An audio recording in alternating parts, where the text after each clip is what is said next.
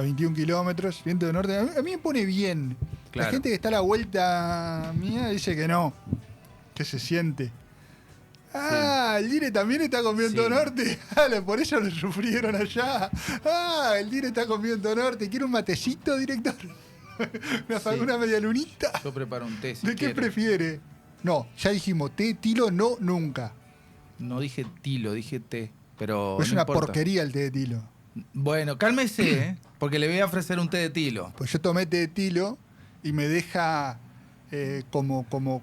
¿Lo pasa para el otro lado? No, sigo igual de chiflado, pero sin poder moverme. Entonces hay como una sensación horrible, como una coma. Eso no hace el té de tilo. No, vos tomate otra cosa.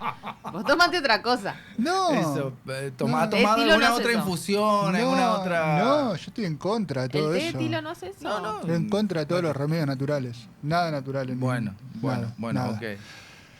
2 y 6. Emiliano Jatib, estudiante de Ciencia Política, nos está visitando acá en Malos Perdedores. Y el corazón de la cuestión tenía que ver en parte con la política, con la coyuntura política y pensar un poco qué onda el peronismo. Leo una línea de algo que escribió. El peronismo siempre fue un movimiento que supo leer el pulso de la Argentina. Bueno, Perón interpretó en el 46 a la sociedad, etcétera, desarrolla e interpreta que devolvió en parte esa posibilidad de lectura. ¿Puede ser? Sí, completamente. Bueno, un poco parafraseando un poco el artículo, sí. Como vos decías, haciendo un poco de historia, quizá el peronismo, por ahí hay algunos analistas políticos que lo califican como el partido del poder. Que sin embargo eso tampoco tiene una carga peyorativa, no es algo necesariamente malo. Sí es cierto que es como una especie de termómetro, ha sido una especie de termómetro en la historia argentina. Como bien ahí vos decías, hay un peronismo que Perón sabe leer muy bien post Segunda Guerra, también apostando un poco a que se viene una tercera guerra mundial, eso un poco termina fallando. En los 70, después de los 17 años de exilio, ya viene con un Héctor José Cámpora quizá representando más una izquierda nacional, que era también un poco lo que venía sintiendo la juventud argentina, aunque después termina echando eso completamente. Traiciona o cambia, qué sé yo. Efectivamente, sí. Pero sí utiliza ese aparato para ganar la elección, ¿no? Claro. Después llegan un poco los 90s, con el consenso de Washington en el 89, con una Latinoamérica teñida de neoliberalismo, al cual Menem le gana una sorpresiva interna a Cafiero y termina implantando esa política. Y después llega lo que algunos autores califican como el socialismo del siglo XXI o la marea rosa, que, bueno, Néstor Kirchner es quien toma esas banderas. Y después llega en el 2019, ya Trump en el 2012 llega a la presidencia, ¿no? Pero acá en Argentina llega en el 2019 un gobierno de Alberto Fernández que ya se lo ve como un peronismo que no está sabiendo leer a la sociedad argentina y a partir de la pandemia y algunos sucesos más quizá extraordinarios, el mundo comienza a cambiar. Y quizá ahí el peronismo es donde pierde ese pulso después de un gobierno realmente malo en términos generales. Se puede rescatar poco, además de, bueno, obviamente un contexto poco favorable para el gobierno de Alberto Fernández, pero sin embargo es un gobierno al cual se le puede rescatar muy poco. Indicadores malos. Indicadores malos. Indicadores objetivos malos. En su totalidad. Y bueno, y después claramente aparece Javier Milei como el líder, ese líder que por ahí aparece en los 90 con Menem trepándose a ese neoliberalismo mundial.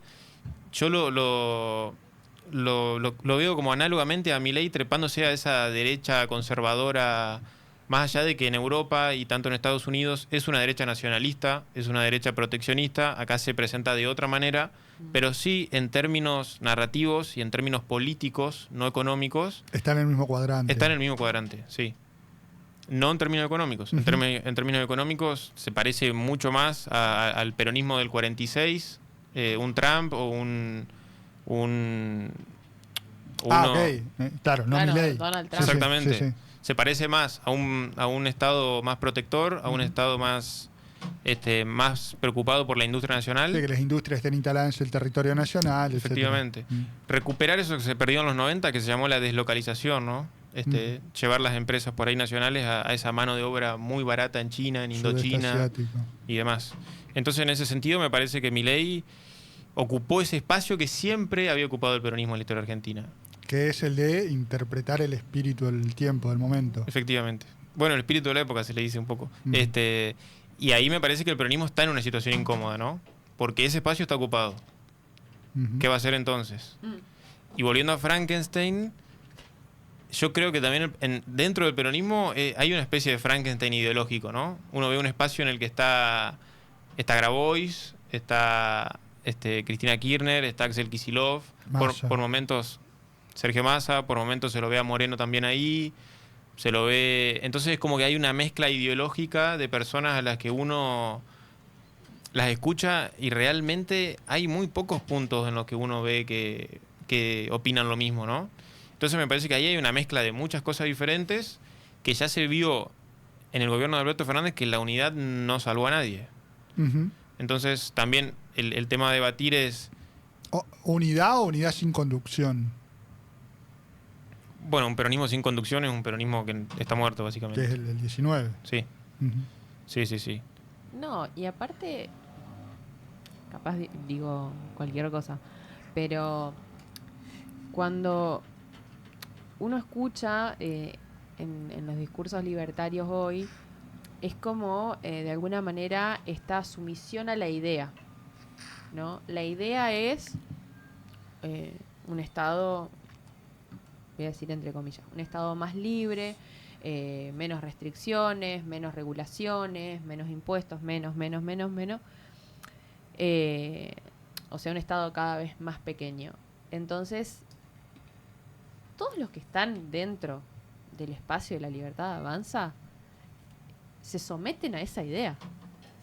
Hay un sometimiento a la idea específica que la plantea el líder, en este caso el líder es Javier Milei. Mm. Lo que se ve del otro lado es, primero, hay muchas ideas y hay tantas ideas como actores intentando interpretar esa idea para llevarla al terreno. Mucho cacique. Y El peronismo ahí tiene que tener un cacique. Bueno, eso por un lado. Y por otro lado, respecto a esto que vos mencionabas, que para mí es re importante, el peronismo fue esencialmente el lugar en donde creció el sujeto trabajador, ¿no? Y ahí tenías popularmente a todos los gremios en el mismo lugar. Yo un poco la vez pasada lo mencionaba. Vos tenías a todos los gremios a la par haciendo la misma huelga. Y en este presente veo que se disgregó tanto ese concepto del trabajador. Tenemos tantos trabajadores distintos que eso también me parece que de alguna manera termina de romper un poco una estructura que hasta hace poco era como, bueno, difícil de debatir y hoy la tenemos completamente disgregada a nivel social. La sociedad cambió. Sí, completamente. Tampoco se puede analizar, ¿no? A la coyuntura o a la sociedad de hoy con los ojos por ahí del 46 y una sociedad en pleno proceso de industrialización por sustitución de importaciones, pero sí creo que el país desde el 2011 no crece y el 40% de los trabajadores está en el sector informal. Por lo tanto, hay algo ahí que hay que revisar, ¿no? No sé si es reforma laboral, no sé si tiene que ver con los gremios, no sé si tiene que ver con los sindicatos, pero son indicadores demasiado fuertes como para no prestarle atención al asunto. Claro, totalmente. O pensar la reforma laboral solo desde el lado de los formales, de los laburantes formalizados. Completamente. Que es algo que hacen mayor parte de los empresarios o los liberales o libertarios que promueven las reformas, como también el peronismo que se opone, porque acá voy con uno que no está en mi cuadrante, digamos, pero que es Grabois. Es el único que plantea alguna cosa para los laburantes informales. Nadie piensa en los informales, nadie piensa en los cartoneros, pero también en los monotributistas que tenemos, digo, sin ser la categoría autónomo, pues a otra categoría de hoy ARCA, tenemos más parecido como trabajador a un cartonero, en el sentido de la autonomía o del monotributismo o lo que sea, que a un empleado de una fábrica. Sin embargo, el único representante, al menos sectorial, es la UTEP y Grabois y todo lo demás. Sí, es que uno... Eso es así. Uno puede tener un montón de diferencias con Grabois o incluso también con Moreno. Claro. Pero uno ve hoy el peronismo, el kirchnerismo, yo ya no sé bien si son los dos uno o si se los hay que diferenciar, etcétera. Pero uno ve a esos dos personajes como los únicos dos personajes que sí toman el micrófono y sí dicen qué van a hacer, qué quieren hacer y qué piensan hacer. Uh-huh. No sé si... No, decía lo de Grabois en el sentido de sí representar a un sector. Claro, con ideas. Informales. Con ideas, con proyectos, con libros. Lo de Moreno es más difuso. Lo de Moreno es más difuso, pero sin embargo sigue siendo un tipo que pone una idea arriba de la mesa y es algo que para mí es importante porque por lo menos se debate. Y Grabois exactamente lo mismo. Bueno, no sé si nos metemos un poquito en la actualidad, más temprano que hablábamos de Álvarez Agis. Yo no sé si está bien o está mal el impuesto al efectivo, simplificándolo. Pero es algo que tiró arriba de la mesa y se armó un quilombo durante más de un día porque no se dicen cosas que se puedan hacer. Si está bien o está mal, no importa eso. Es una cosa que se dijo. Exactamente. Es que yo le digo personaje porque ya no hay más una clase política, hay una clase mediática. Cualquier personaje del sistema político que proponga algo va a ocupar la agenda, digamos. O sea, es tan chato el debate, es tan bajo que... No sé si escucharon a Máximo Kirchner con Iván Jagroski en Cenital, una nota de 2 horas y media. Fragmentos, 2 horas y media. Bueno, no, es realmente impresionante. No hay una propuesta, Okay. solo hay una vuelta a un pasado y hay solamente chivos expiatorios con el nombre de FMI. Entonces, sobre eso también es un poco difícil construir algo. Y es un poco lo que decíamos de Grabois, lo que decíamos de Moreno, lo que decíamos de Álvarez Agis. Son tipos que por ahí se sientan, proponen algo y por lo menos están poniendo algo arriba de la mesa, ¿no? Uh-huh. Álvarez Agis fue viceministro de Economía. Sí. Vice. Sí. Okay. De Kicillof. No, sí, sé que había trabajado con Kicillof.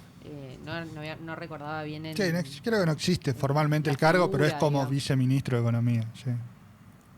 A mí lo que me parece interesante del planteo de Álvarez Agis es, bueno, ¿qué hacer con la cantidad de circulación de dinero negro que tenés? ¿Y por qué cuando vos tenés esa posibilidad de un registro, ya sea utilizando bancos, utilizando transferencias o demás, sí hay impuestos? Uh-huh. Me parece que esa pregunta es una pregunta que hay que darse en este momento. Hablando justamente de nos cargamos todos en contra de la informalidad de las cosas en general. Y bueno, y en todos lados vos tenés una gran circulación. A mí me pasa en los locales en los que voy en mi barrio. Si yo pago en efectivo, me hacen descuento. Si yo pago en la carnicería de la esquina de mi casa, tengo 15% de descuento. ¿Por qué? Porque no me van a dar un ticket. Es así. Lo mismo en la verdulería, lo mismo en la panadería. Funciona un poco no voy a poner nombres propios tampoco, pues son comerciantes que justamente están intentando cambiarla también. Sí. Bueno. Es así. Pero me hace ruido el por qué si yo pago en efectivo hay un descuento y esto, efectivamente empezar a pensar qué pasa con esa circulación de dinero que no está registrada en ningún lugar. Creo que ante ese vacío es que prende la idea. Creo. ¿Qué hace el peronismo en parte o la clase política en general para encontrarle el agujero al mate a los problemas entonces? Bueno, es la pregunta del millón, ¿no? Es la pregunta del millón. No me vas a decir, para esto cobro, pues una patada en el tujes. ¿No? Sí, es un tema realmente complejo. Yo creo que hay... Me quedé con ganas de decir algo y después Dale. cierro. Hay una nota de Álvarez Agis muy buena que le hace Tomás Rebord, que Álvarez Agis en un momento le dice: yo cuando estuve ahí, cuando fui viceministro de Economía, me di cuenta que las herramientas económicas están ideologizadas. Entonces él, por ejemplo, decía, nosotros en el gobierno de Cristina en el 2011, Ujú.